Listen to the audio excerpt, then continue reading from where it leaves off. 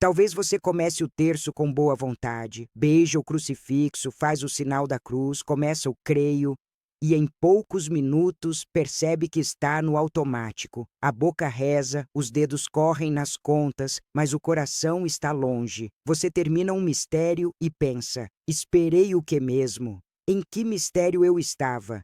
Chega no Salve Rainha e sente um vazio estranho. Meu terço está seco. Não sinto nada. Será que isso tem algum valor para Deus? Talvez você até se culpe. Eu devia rezar melhor. Tem gente que chora no terço, sente a presença de Maria, e eu aqui, distraída, fria, cansada. Deus deve estar entediado comigo. Escuta com atenção. Eu sou Teresa de Jesus, Teresa d'Ávila, e eu conheço esse lugar por dentro. Houve tempos em que o meu terço e minhas orações eram tão secas quanto o seu. Eu repetia palavras, cumpria devoções, mas por dentro parecia tudo apagado. O que eu aprendi, porém, pode mudar a forma como você reza hoje à noite. Porque, por mais estranho que pareça, a seca no terço não é o fim da oração. Às vezes é o começo de uma forma mais madura de amar.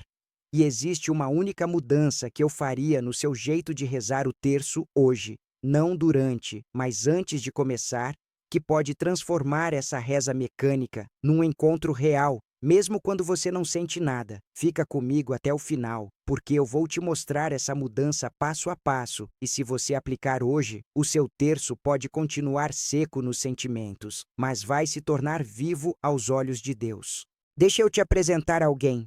Vamos chamá-la de Dona Lúcia.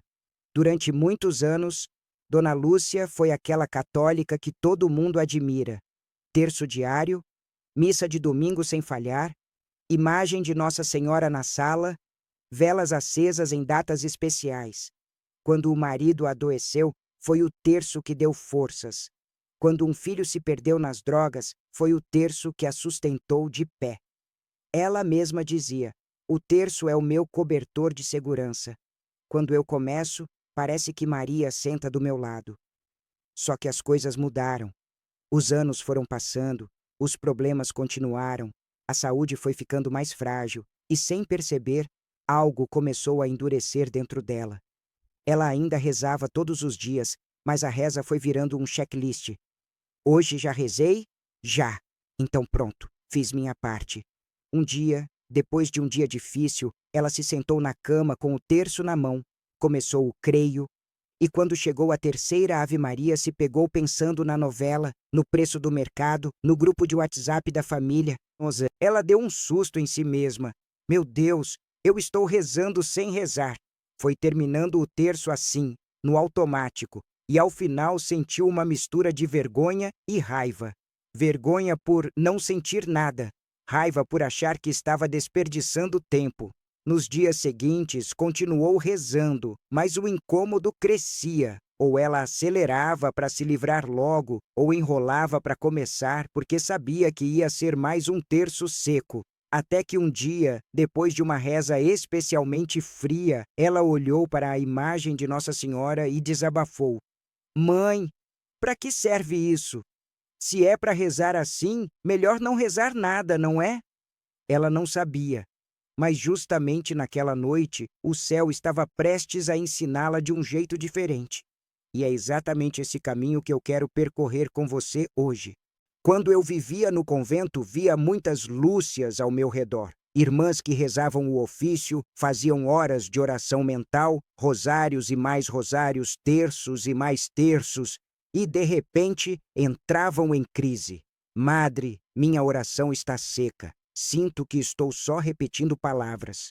Acho que Deus não está ouvindo. Eu mesma já tinha passado por isso. Havia períodos em que, por mais que eu me recolhesse, me ajoelhasse, fizesse força para concentrar, o coração parecia de pedra. Nesses tempos, eu cometi 2 erros que talvez você também esteja cometendo. Primeiro erro: achar que sentir igual valor e não sentir igual inutilidade. Se eu chorava, se sentia fogo, se vinha emoção, eu dizia: Deus está aqui. Se estava seco, sem luz, sem arrepio, eu concluía: Deus foi embora. Segundo erro: achar que devo produzir algo no terço. um estado especial, uma experiência, como se a oração fosse um botão que eu aperto e Deus responde com sensação. Foi justamente nesse contexto que eu comecei a perceber algo diferente. Nem sempre Deus se revela de maneira sensível, doce, evidente, mas Ele sempre olha o movimento do coração antes de qualquer sentimento. E, quanto mais seca estava a reza, mais Ele parecia olhar um detalhe que eu ignorava. Como eu começava. Não era só o que eu fazia durante o terço, mas o que acontecia antes da primeira Ave Maria. É aí que entra a única mudança que eu faria no seu terço hoje. Mas antes de te dizer qual é, precisamos tirar algumas ideias tortas do caminho. Senão, mesmo com a mudança, o seu coração vai continuar se acusando à toa. A tradição espiritual da Igreja sempre levou o terço e as orações repetidas muito a sério, mas com uma visão que a gente perdeu um pouco hoje. Os padres do deserto, os monges do Oriente, os carmelitas, as irmãs mais simples, todos, em épocas diferentes, diziam algo parecido. A oração não é uma fábrica de sentimentos, mas um lugar de fidelidade. São João da Cruz falava dos períodos em que Deus tira as consolações para purificar o amor. Santa Teresinha dizia que havia noites em que ela mal conseguia rezar o Pai Nosso sem distração, mas oferecia esse esforço como prova de amor.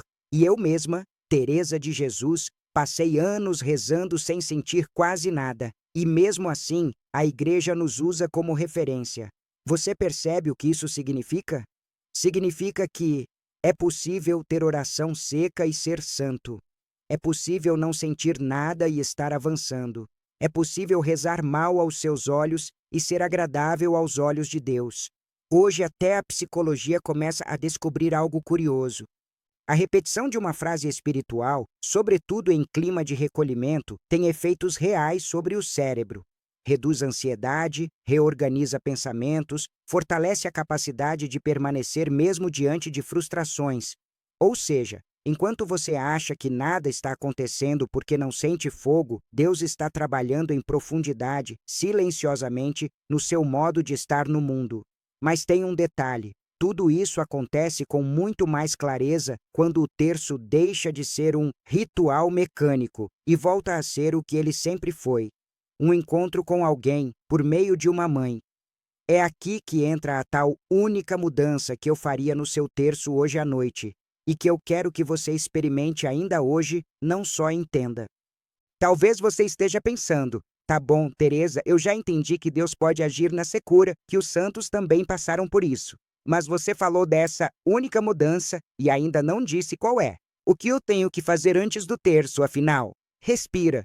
Porque se eu te disser isso como uma técnica mágica, você vai cair em outro erro. Ah, pronto, achei o segredo. Agora meu terço vai ser só emoção. Não é isso. O que eu vou te propor é uma mudança de postura interior, que cabe no minuto antes do terço, mas que mexe com tudo. A única mudança é esta. Não comece o terço do nada. Comece com 1 minuto de encontro antes da primeira Ave Maria. Parece muito simples, eu sei. Mas esse minuto de encontro tem 3 movimentos que reacendem o sentido da sua oração. Lembrar quem está te esperando. Dar um rosto concreto ao terço. Decidir o ritmo com que você vai amar. Eu vou te mostrar cada um deles, mas quero que você já guarde isto. Você não vai fazer algo a mais por obrigação. Você vai preparar o coração para que cada Ave Maria, mesmo seca, seja um eu te amo real. Primeiro movimento. Lembrar quem está à sua espera. O terço fica seco quando a gente esquece que não está falando com o teto. Você pega as contas, começa o sinal da cruz e o coração continua ligado na última conversa do WhatsApp. Antes de tudo, antes de qualquer palavra, eu faria esta pequena coisa. Segure o crucifixo do terço nas mãos e olhe para ele. Não é só pegar na cruz, é olhar de verdade. Veja o rosto de Jesus ali, a cabeça inclinada, as mãos presas, o lado aberto. E diga com simplicidade: Jesus, é com o Senhor que eu vou falar agora. Não é com o ar, não é com a culpa, nem com o medo, é com o Senhor. Imagine que ele está te esperando para essa conversa, não como um fiscal, mas como alguém que já conhece o seu dia inteiro e mesmo assim te convida. Vem rezar comigo, vem andar comigo nesses mistérios. Uma mãe piedosa que eu conheci dizia assim: antes de começar o terço, eu imagino que entro na sala e Jesus e Maria já estão ali sentados me esperando. É esse minuto de olhar que acende o com quem você está falando. Sem isso, o terço vira fonética. Com isso, mesmo seco, ele volta a ser encontro. Segundo movimento, dar um rosto ao seu terço seco também é, muitas vezes, terço abstrato. Rezo por todo mundo, pelo mundo inteiro, pelas intenções de Nossa Senhora. É bonito, mas vago. A oração fica genérica e o coração não se engaja. O segundo movimento da mudança é colocar um rosto, uma ferida, um nome dentro do seu terço de hoje. Pode ser o seu próprio coração cansado. Pode ser um filho longe da fé. Pode ser um casamento ferido. Pode ser alguém doente. Pode ser uma situação da igreja, da sua comunidade. Não precisa multiplicar intenções até se perder nelas. Basta escolher uma coisa concreta e apresentá-la a Maria. Segurando o terço, diga algo como: Mãe, hoje eu venho rezar por N. Eu não sei como ajudar, não sei resolver, mas eu quero que cada Ave Maria seja um eu te amo por essa pessoa, por essa situação, colocado nas tuas mãos. Em alguns dias, você pode colocar você mesmo. Mãe, hoje eu rezo pelo meu coração seco e distraído. Eu, no convento, fazia muito isso.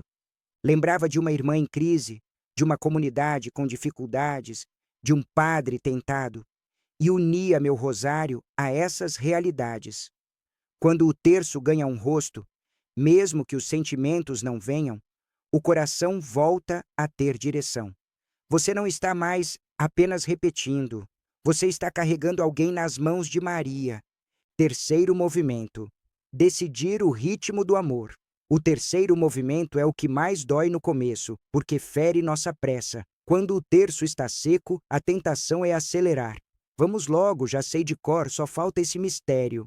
Mas reza atropelada é como dizer eu te amo, correndo para se livrar da obrigação. Não é errado rezar rápido se a vida pede, mas quando o problema é secura e não falta de tempo, eu faria o contrário. Antes de começar, decida rezar mais devagar do que o costume. Não precisa cantar as Ave-Marias nem arrastá-las inutilmente. Basta escolher um ritmo em que cada palavra possa ser ouvida pela sua própria alma. Uma prática que eu fazia e que você pode adotar hoje. Antes do primeiro mistério, reze uma única Ave Maria, como se fosse a única da noite, uma só, bem rezada, com as pausas certas. Ave Maria, cheia de graça, o Senhor é convosco. Saboreie as palavras. Não porque elas vão magicamente funcionar, mas porque você está lembrando que está falando com pessoas reais. Maria, Jesus, o Pai. Depois dessa primeira Ave Maria, deixe que ela seja o modelo das outras. Talvez você não consiga manter a mesma calma o tempo todo. Não tem problema. Mas o coração vai se habituando a não tratar o terço como corrida de 100 metros, e sim como caminhada com mãe. Eu mesma, ao longo dos anos, percebi que muitas vezes valia mais um terço mais lento, com menos sensações e mais fidelidade, do que vários rosários apressados que eu mal sabia o que dizia. Essa decisão de ritmo, que cabe em 1 minuto antes de começar, é parte essencial da única mudança que eu faria hoje no seu terço.